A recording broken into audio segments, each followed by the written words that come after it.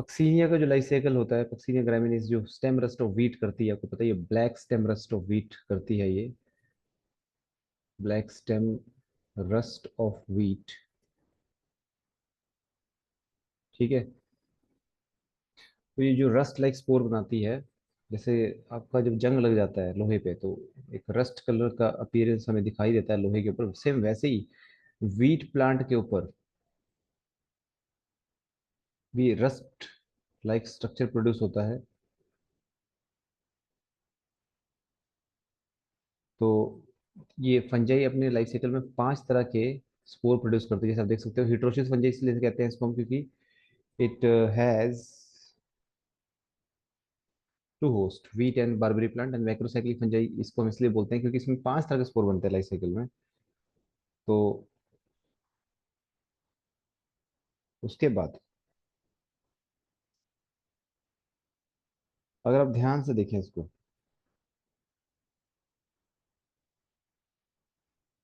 इसके life cycle को अगर आप ध्यान से देखें तो यहाँ पे शुरुआत होती है प्राइमरी इन्फेक्शन से। हमेशा लाइफ साइकिल की शुरुआत कहाँ से होगी? वीट में प्राइमरी इन्फेक्शन कहाँ से शुरू हो रहा है? तो प्राइमरी इन्फेक्शन शुरू होता है हमेशा और हमेशा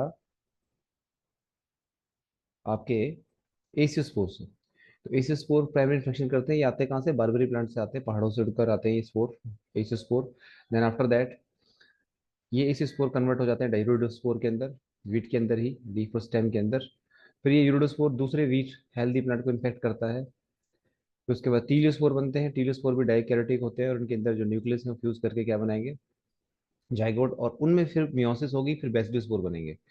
एंड देन बेसिडोस्पोर स्पर्मेशिया बनाएगा स्पर्मोगेनिया गेकोनिया कैविटी के अंदर, जो कि बारबरी प्लांट में होगा, और उसको पिक्नियोस्पोर भी हम कहते हैं। इसका मतलब सीक्वेंस हमारी फिट बैठ रही है। Option A, aeciospore, urediospore, teliospore, basidiospore and pycniospore.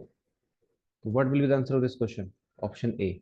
तो बिना इस फ्लो चार्ट को पढ़े आप कंप्लीट नहीं कर सकते इस क्वेश्चन को। तो very very important.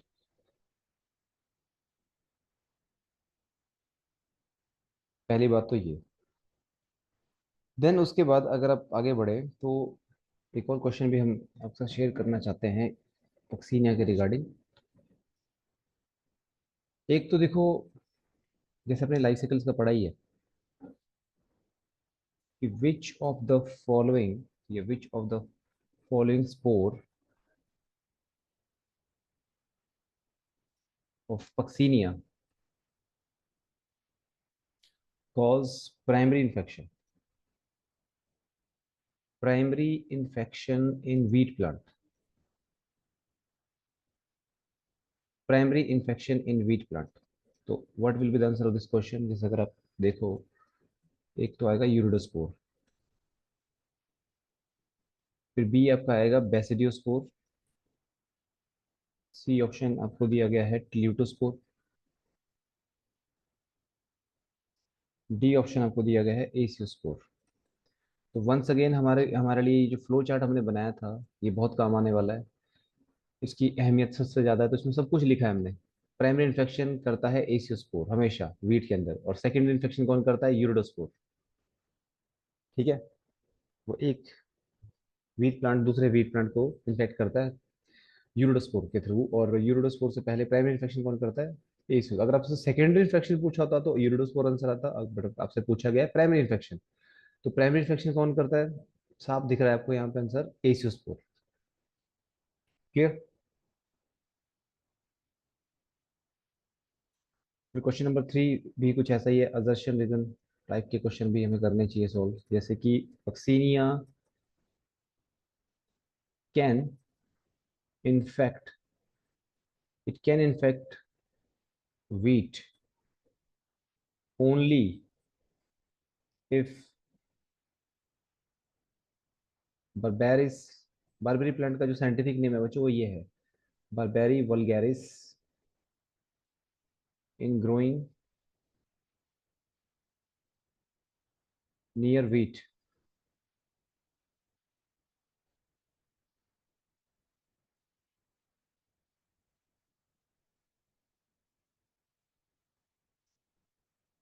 Reason,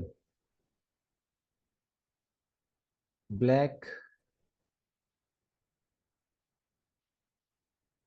rust fungi is हेट्रोशियस।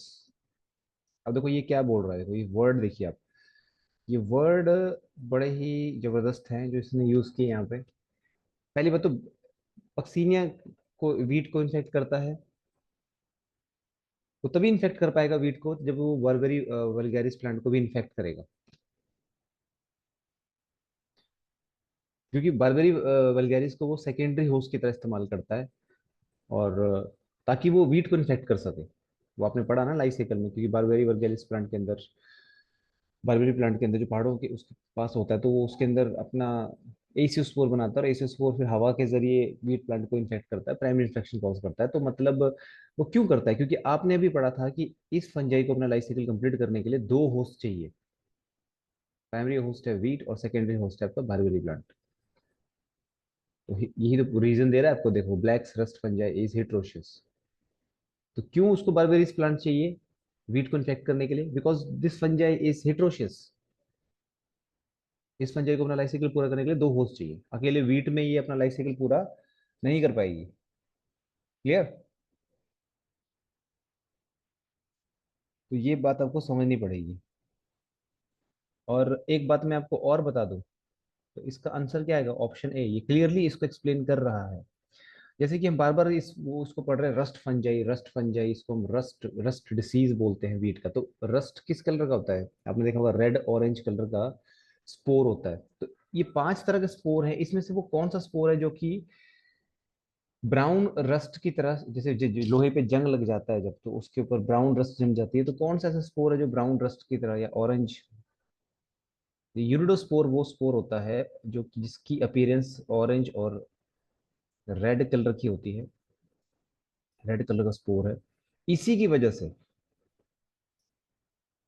Wheat plant के ऊपर एक ब्राउन कलर की रस्ट देखी जाती है। इस बीमारी की एक स्पेशल बात है, इसलिए इसको एक तरह से आप रस्ट स्पोर कह सकते हो बच्चों।